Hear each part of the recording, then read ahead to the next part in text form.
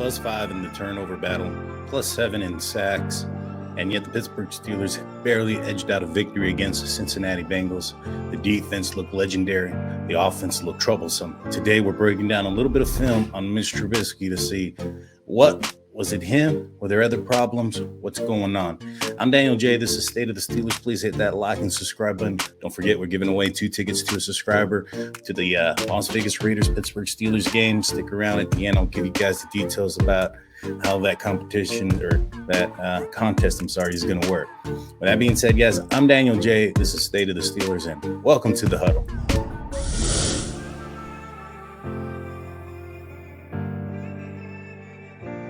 As I mentioned in the intro, the defense looked absolutely top-tip form. They looked in midseason form. They looked amazing. They looked championship, like a championship defense.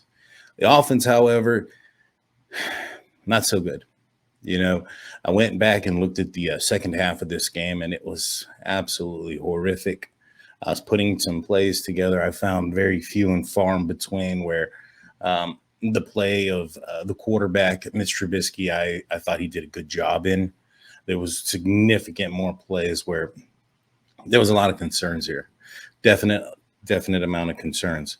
And we're going to break it down. We're going to go into that. One thing I do want to say also is I want to thank everybody who's subscribed. We hit over 1,000 subscribers. Thank you so much for joining me, Daniel J, on this talking about the Steelers and on this crazy voyage that I didn't think was going to get there this quickly. I appreciate every one of you guys. Thank you so much. And so let's break down some film. Let's talk about what Mitch did good, what he did bad, and well, it's a lot of bad. And I don't want to like beat on the guy or like beat down the guy or whatever. And just it is what it is. Let's get into it. So on this first play that we're going to be looking at, this is the incompletion that could have been to George Pickens. This could have been a long touchdown. And so you have this is in the second quarter, in the second half. You have Mitch Trubisky lined up in the shotgun. Yeah, for those also who are on the audio side only, I encourage you to go to State of the Steelers on YouTube so you can actually visually see what I'm showing. But yeah, so I'll be as descriptive as I possibly can. You actually have Derek Watt in motion going into the backfield as the running back. You have Deontay Johnson up wide, Chase Claypool in the slot, and George Pickens down at the bottom.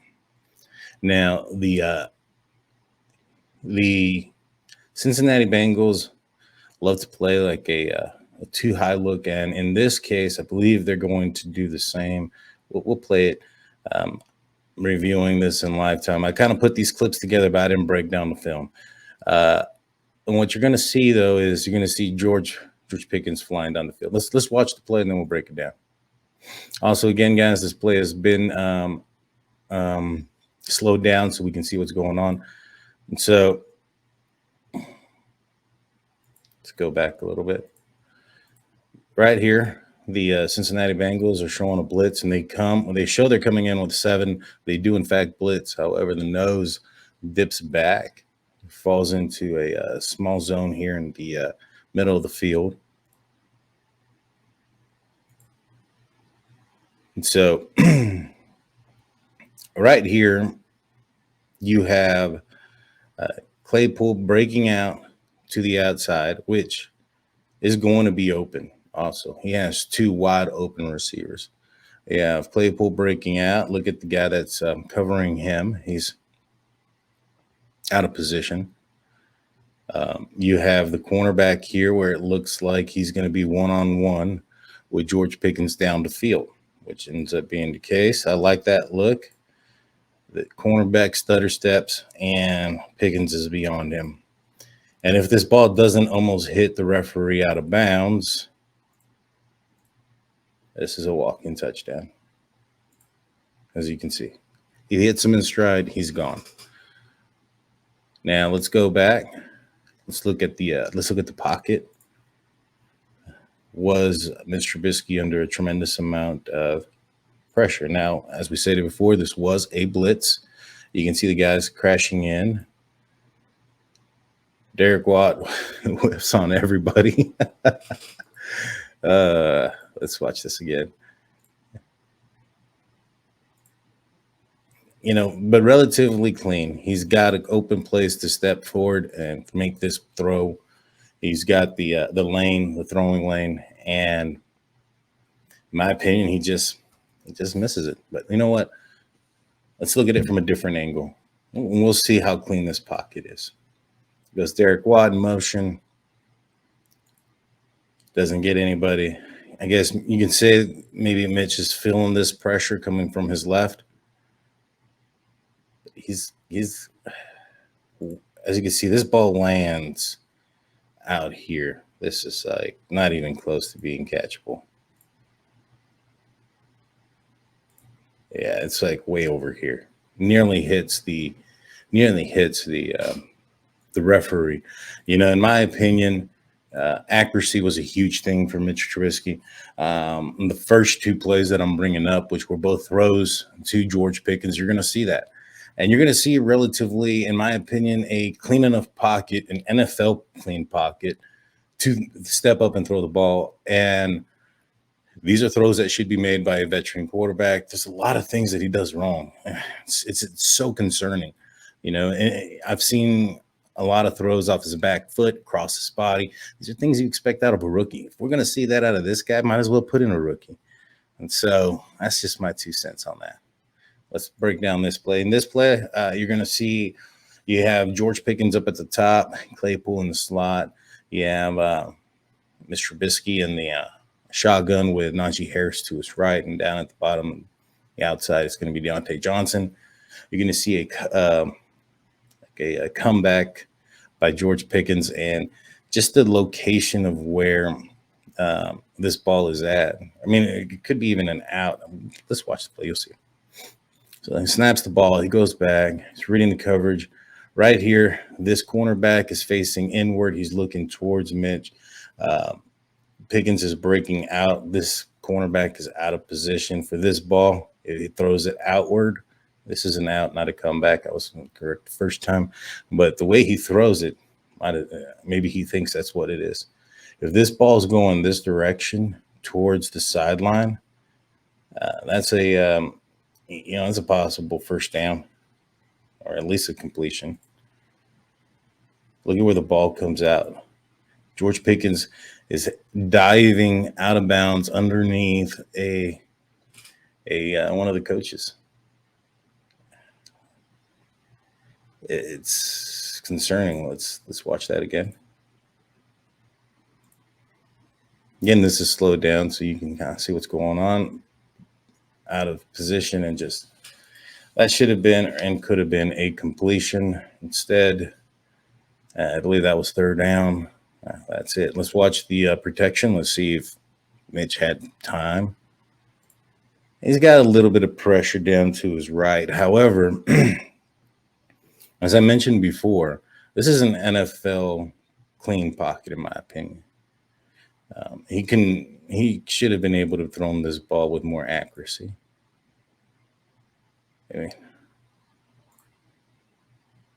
I'm not a quarterback. I've never played QB, but that mechanics, it looks like he's throwing off his back foot. In my opinion, that could be why it's just not that accurate of a throw. It's not where it needs to be. That is a super concerning play.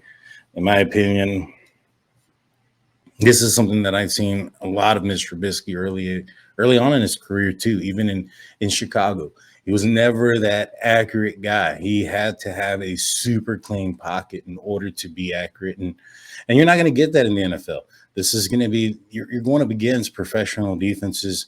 I just don't think that the standard is there with Mitch Trubisky as far as the level of play that he needs to be at. And in my opinion, his level is one where I don't think he gives the Steelers more of a chance of winning than Mitch Trubisky does.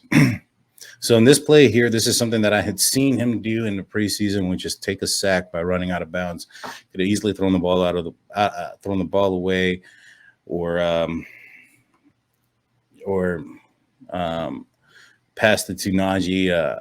We'll see. Watch, look. You'll see. This is going to Mitch Trubisky's under center, takes the handoff. He does a play action pass. Everything's fairly covered. Just kind of rolls out, and then runs out of bounds for a 2-yard loss. Let's look at the protection. That's a clean pocket, guys. There's no need for him to be rolling out. It's still a clean pocket. Look at where he's putting himself in a bad position. You're going to see the running back leak out right here. He needs to throw the ball up over this defender that's coming in on him, that's leaving Najee Harris open, and let Najee do something with it. Instead, he tries to fake him out and runs out of bounds for a 2-yard loss. We saw that in preseason. Here's my thing, guys. If we know what we have in Mason Rudolph after less than one season of starts, he's been consistently what he is. What makes us think that Mitch Trubisky is going to be anything different than what he's been in Chicago up to this point? He's shown it. Okay, so there was, I give him the argument, hey, he was under bad coaching, whatever the case may be. However, he's showing some of the same patterns already early this season and in preseason. Might be just who he is. It just might be who he is. On this play here, this is the one where he should have probably gotten stripped from the ball. You have him in shotgun, Najee to his side, hikes the ball. There is a little bit of pressure. This time he does roll out when he needs to. He needs to get rid of the ball. It is just, his ball security is concerning. Now let's look back at it. Let's see does he have, from a TV angle, from a higher angle, does he have anybody open? In my opinion, right here, if he throws it out this direction, he has, I think this is Claypool coming out this way. It looks open to me. 3rd down. Even at that, if he just takes off and sprints, he's got a 1st down right here. But he's running slow. Granted, he still made the 1st down. It's just,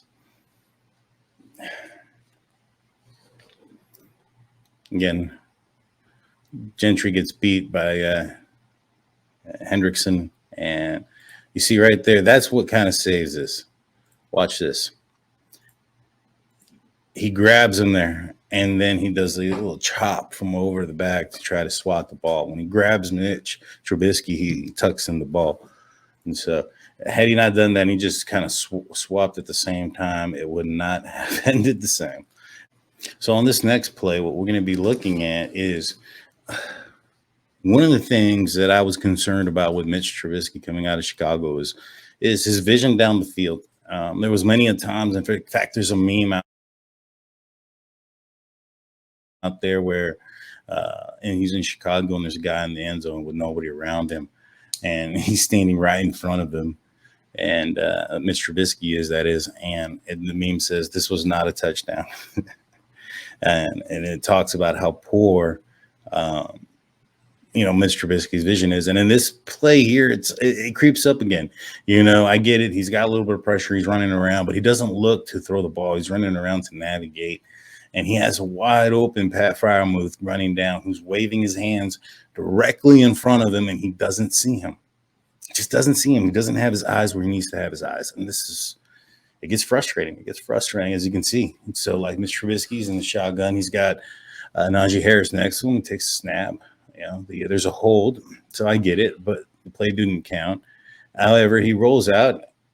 Right here, you can see. So let's roll it back a little bit. So Pat Freiermuth is right here lined up on the right side next to Cheeks Okorafor.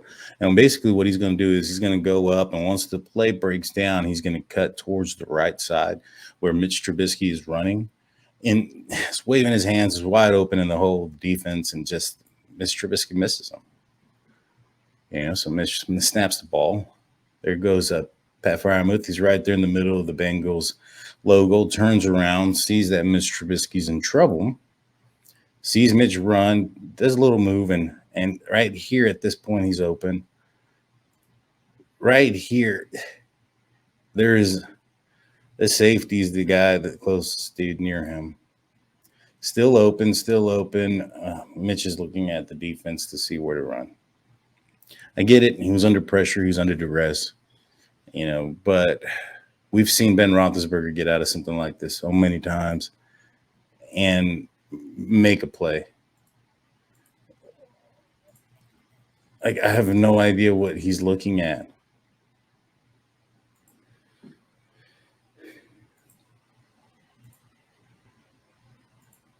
I just don't get it. Now, in this next play, I want to highlight a unsung hero of the game, so to speak, or in this play, something I just want to showcase. And it's going to be Zach Gentry. Watch this play. He's lined up at the tight end position up top next to Dan Moore on the left side. Mitch Trubisky's in a shotgun with Derek Watt next to him, and just a simple cross here between the running back, which is Derek Watt, and the tight end that leaves him open here underneath. But check out this block that he makes. Watch this. He helps chip in, knocks the guy on his butt, and then makes the catch. Gentry had a fantastic game. That screen that he had there in the game was amazing. Watch this. There he is lined up to the left. Boom. That's what you want to see out of your tight ends.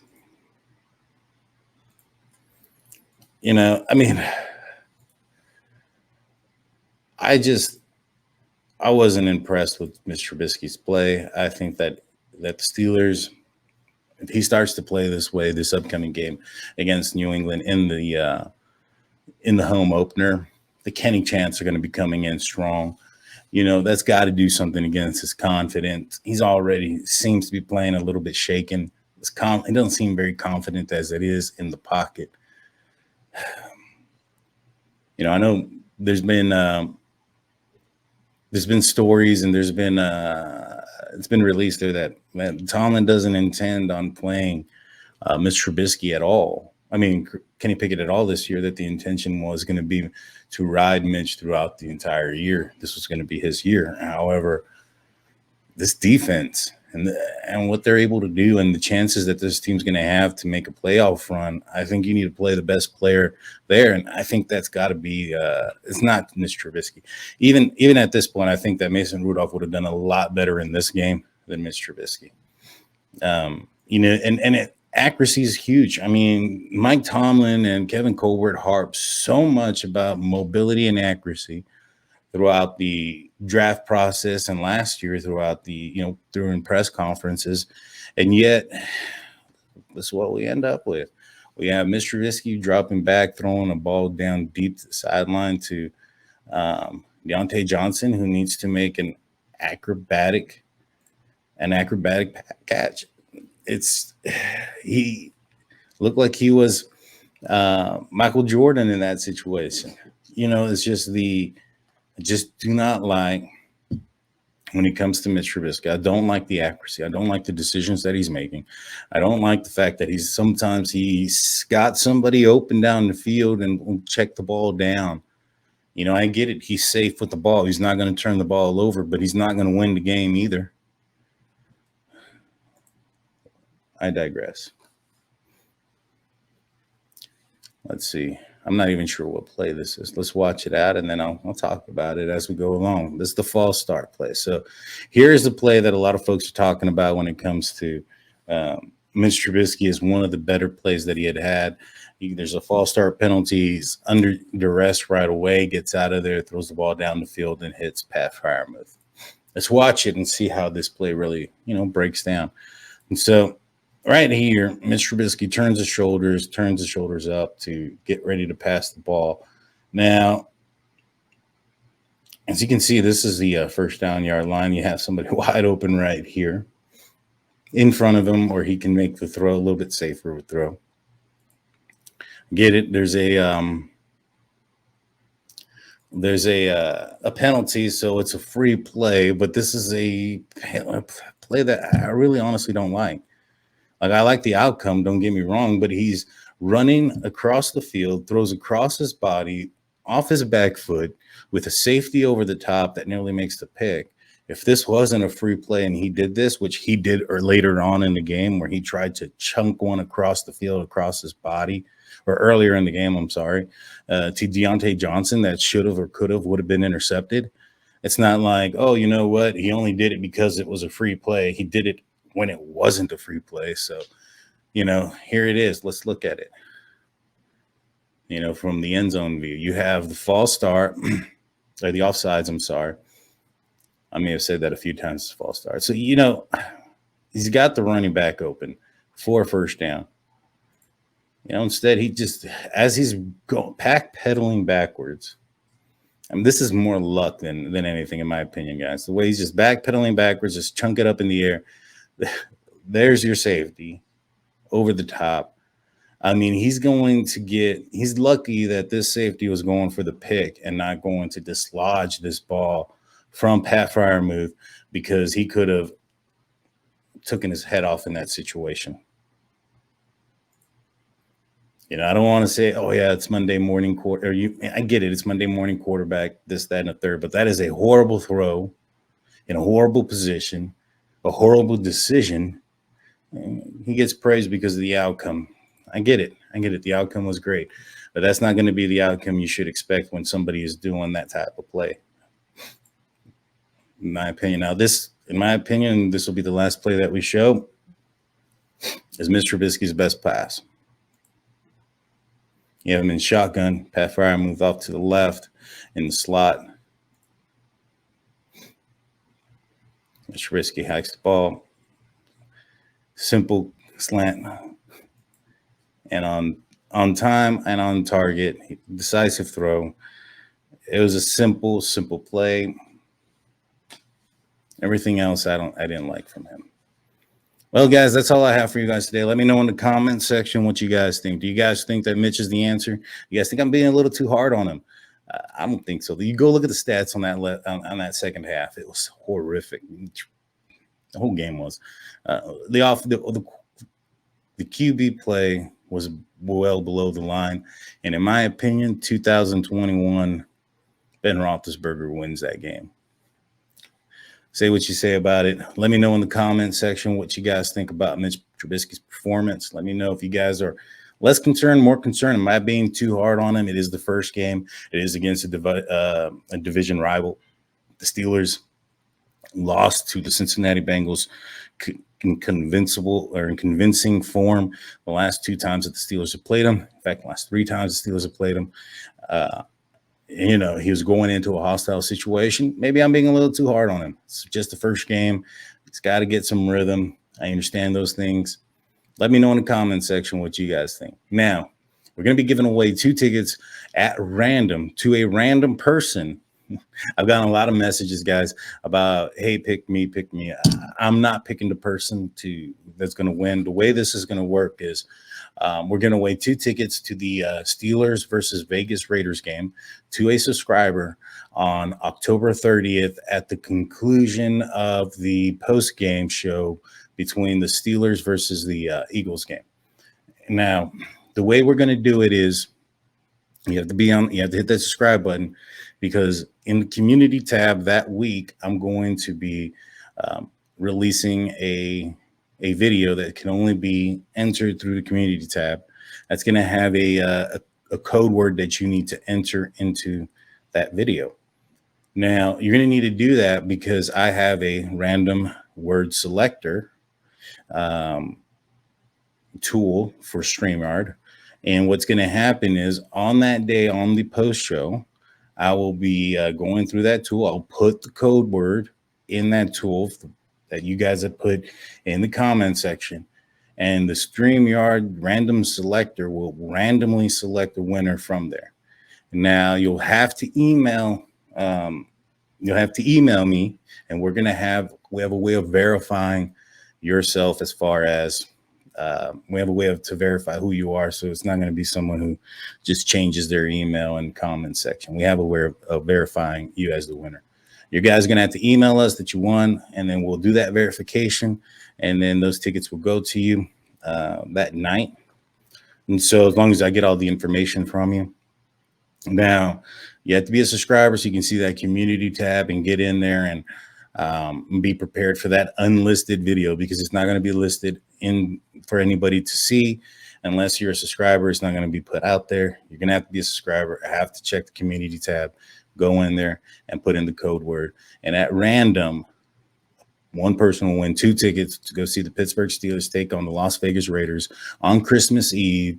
They're going to see the retirement of number 32, Franco Harris, and the Immaculate Celebration. I recommend you guys go the day before, because Art Rooney and the Pittsburgh Steelers are going to have a celebration the day before on the 23rd, on the anniversary, the 50th year anniversary of the Immaculate Reception, at the location of the Immaculate Reception. So if you do win these tickets, I highly recommend you go out there the day before and plan for that, because that's going to be an awesome experience. You're going to be able to see the retirement of Franco Harris's number. This is only the 3rd number to go into retirement in Pittsburgh Steelers history.